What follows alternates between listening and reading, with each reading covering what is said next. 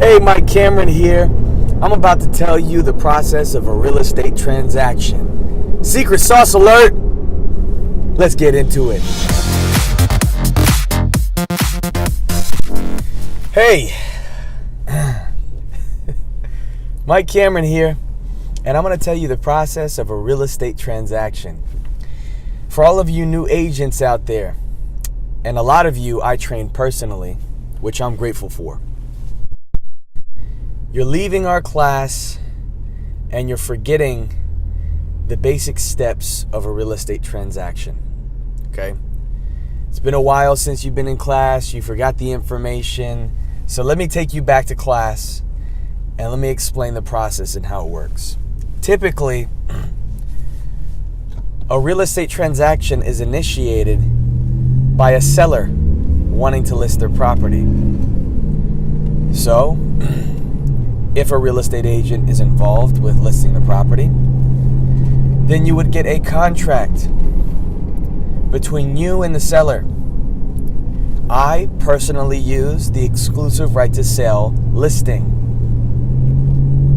And the exclusive right to sell listing, if you remember, gives the agent the exclusive right to sell the property. No matter who does the work, the broker is entitled to commission. Now, if you're thinking from a seller's perspective, there is nothing wrong with this. The real estate agent is still going to do their job, and they're obligated by the contract to perform. Okay? So, no culpable negligence. Hopefully that's not present. Most cases, it's not. So you work with a seller, you promote their property, you list it. If you're a realtor, you're going to place it on the MLS. And you're going to promote it to prospective buyers. But what I really mean by that is real estate agents that are working with buyers. Now, could you host open houses? No! This magnet is it's sliding sometimes. I want to make sure it's strong. Fuerte. Okay, so where was I? So agent, usually representing a buyer. Could you promote it by hosting an open house and try to draw up some buyers that way? Yes, you can, okay? Buyers that are not being represented to potentially make commission off of both sides. I mean, it's a great situation to be in, but typically, as soon as you list it in the MLS, you're going to start getting showings, and the showings are scheduled by real estate agents that are representing buyers that are interested in your property. Okay? So, we have the seller being represented by an agent. Imagine buyer being represented by an agent. And the contract, imagine if we're talking about the buyer side of the transaction, the one that I prefer to use is the exclusive buyer brokerage agreement. Now, a lot of you agents out there, you're not getting your client to sign. You're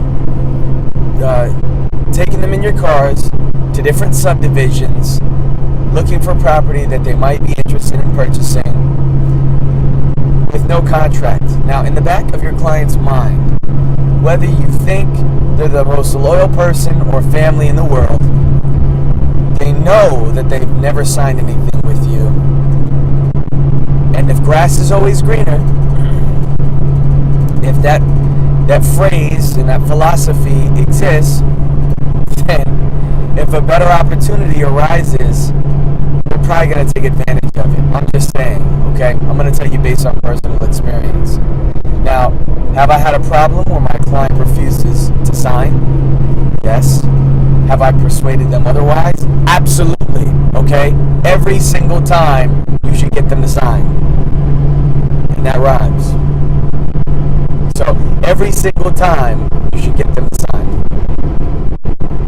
Why? Protect yourself. Avoid confusion. You make it simple, they'll sign. You make it complicated, they're going to get scared, and they're going to refuse to sign. I don't really feel comfortable signing anything. Okay, well, you came to me, you view me as a professional, you view me as a competent individual, Otherwise, you would just do it yourself, right? So go ahead and sign so we may proceed. Okay, our company policy entails that if I'm going to represent you, if I'm going to start working for you and taking you to different subdivisions, if we're going to submit an offer on your behalf, company policy tells me I have to get you to sign. Okay? Now, I don't know what your company policy is, but at least that's mine. Is it required by law? No, it's not. But you could be the agent that says, listen, if you won't sign, I won't represent you. For lack of better words, okay? You can say it in a nicer way, right? You can. Say it in your own words. But if you want to take the risk, it's at your own risk. So just keep that in mind. Now, a lot of you, and I really need to talk about this, you're actually doing something potentially illegal or a violation of real estate license law. All of you agents out there that are scraping for sale by owners, did you know you're not allowed to call them unless you have a serious buyer lined up? Okay, but Keller Williams and all these other big brokerage companies are telling you this is how you get seller leads.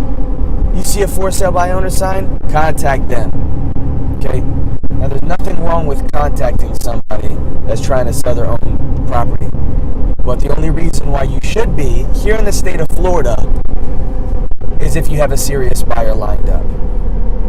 Otherwise, you could be in violation of the TCPA, which is the Telephone Consumer Protection Act. You don't know if these people are on the DNC list or not. And guess what? You just called them and you thought everything was cake. But they're on the DC list, you're bothering them to list their property, and they file a lawsuit. Are they going to win? Yes. You know how much the fine is? $16,000 national DNC list.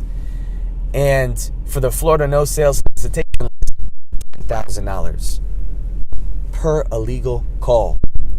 Don't get excited, you don't get the money, the FCC gets the money. The FCC won't let me be.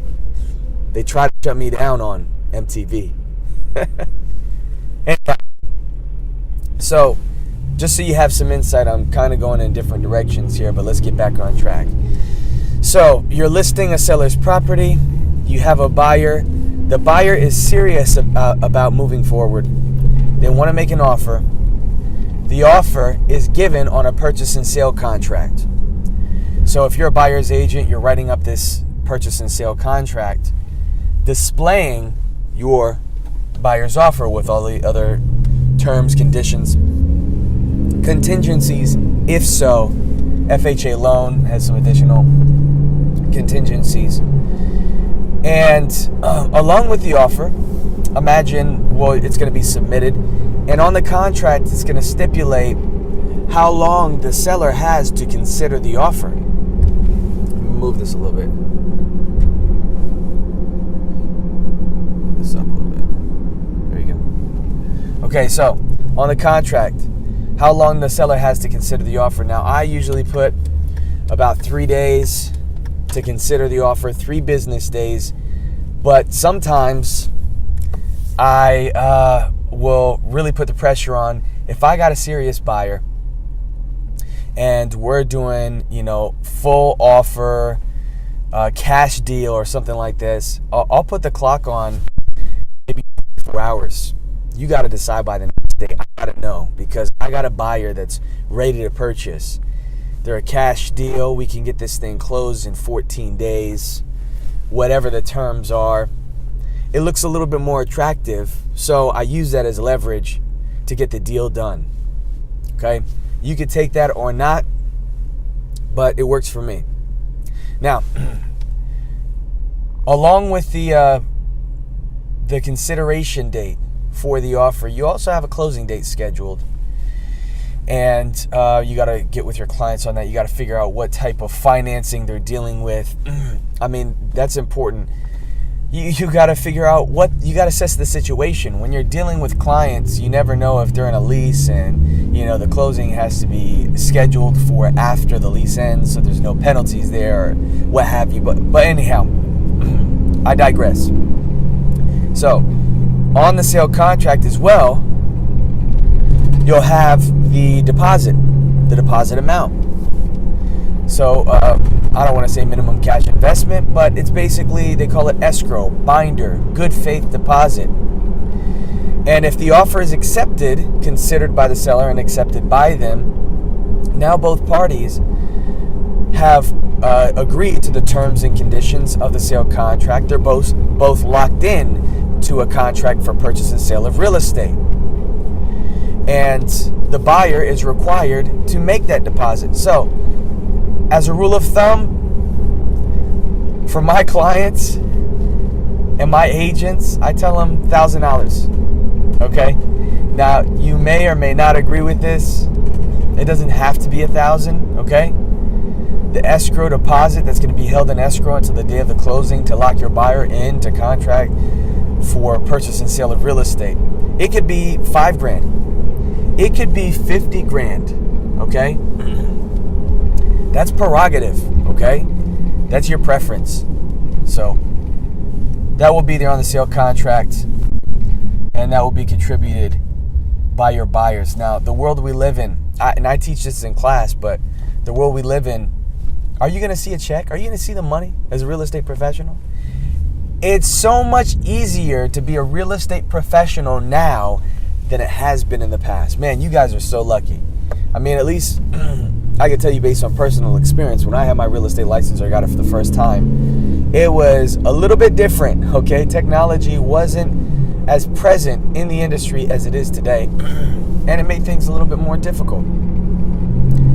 So you have this technology at your fingertips, and what that means is, you can get your clients to ESign, and I suggest that you, and this is actually a big one here, it will actually bring a different appeal to the transaction and make you look a little bit more attractive if you're getting your clients to ESign. Okay, even if they're not tech savvy, they'll appreciate it because of convenience, and that's what technology does for us.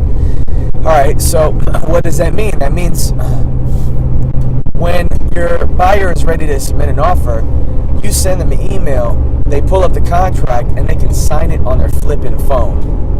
Okay, not their flip phone, but their flipping phone. That's amazing, right? Imagine streamlining everything rather than them printing it out, live signature, scanning it, attaching it to an email and sending it back to you, right? ESign, they could just boop, boop, boop, click, click, click, and that's it. Submit it, and you receive it via email automatically. And then you would include the party, the seller, the seller's agent, listing agent, their email as the second set of signatures. And they can delegate that contract to get it e-signed to the sellers. And the sellers will boop, boop, boop, submit it, and now you have a fully executed contract. That's beautiful, right? So, my suggestion, if you have a buyer that's FHA, give them 45 days to close. On my contracts, I put 45 days or sooner. That's the wording I use, 45 days or sooner. And if it's conventional, it really depends on the situation, but sometimes, if it's a 5% down payment for a conventional loan, then maybe I'll still give them 45 days. Don't hate me, okay? But usually, for conventional, I give like 30 days to close. 30 days or sooner. That's the wording I always use. Because you never know what's going to happen. Maybe they got the clear to close. And actually, let's talk about financing too. And I'll be brief here. For a buyer to secure financing, you might not know of the process. So let me enlighten you real quick. They're going to either work with a mortgage loan originator, a mortgage broker, mortgage brokerage company, mortgage lender, a banker. Okay, they're going to go to their bank. They're going to go to Chase, Wells Fargo, one of these places. They're going to work with a mortgage loan originator, which works for a mortgage brokerage company, and they help originate loans. They basically are a glorified matchmaker, but so are you as a real estate professional. You're introducing buyers to sellers and completing a real estate transaction for various types of compensation. Sorry if I'm talking too quickly, but mortgage loan originators are doing basically the same thing. They're introducing somebody who needs a loan to a bank willing to give a loan, and they make 1-2% on the loan, which is a good license to have, by the way, on top of your real estate license, okay?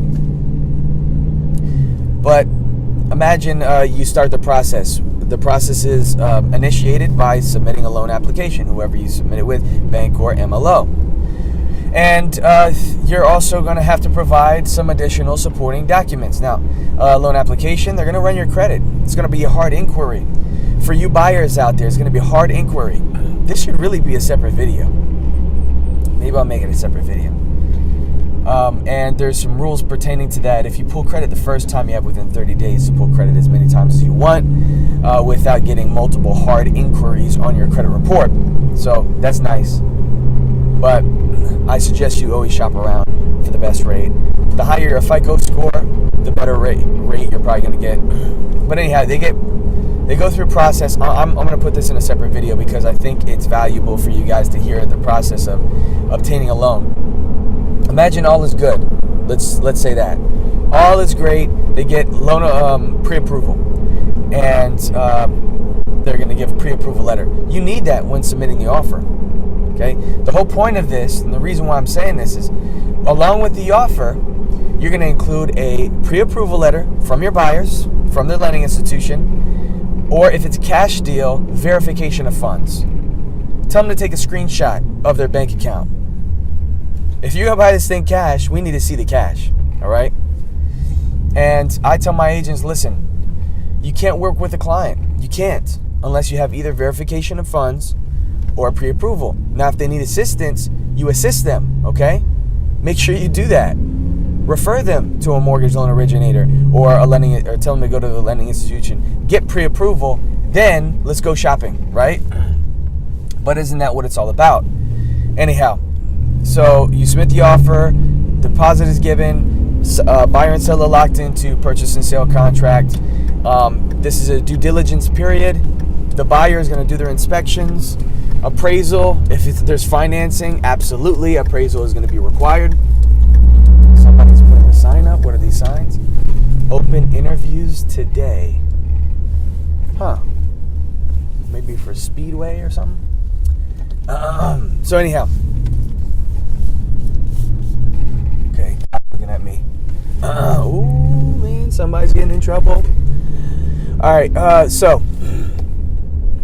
where was I? Yes, so the offer is submitted, accepted, due diligence period, inspections, obviously home inspection, and you got to pay for this. This is going to come out of the buyer's pocket, and so is the appraisal. Appraisal is going to come out of the buyer's pocket, and it's going to be required by the lender. I don't know if you're familiar with this or not, but that's the deal. If they see anything questionable, wrong, that's going to be brought up, and that's obviously going to affect the sale, and that will dictate how the rest of the transaction kind of plays out. And sometimes you go back to negotiation if you have to go back to negotiation, or if the seller's going to make some contributions towards closing, and that's something to consider as well as part of negotiation. You get the seller or negotiate to pay for closing costs, 3% of closing costs or whatever's negotiated, sometimes a flat fee. But that's a completely different story, and I'm kind of getting off track here. So you go back to negotiation and say, hey, listen, I want to get $5,000 off of the sale price, and the reasoning is because of the problem I saw upon inspection. And sometimes lenders won't even allow you to close until the problems have been mitigated by the seller. So you're going to have to write up an addendum if that's the case. But I actually have to run into class. So I'm going to talk more about the subject a little bit later, and I'm going to make a separate video for this. But with that being said, have a great day, positive day. Signing off. God bless. See you mañana.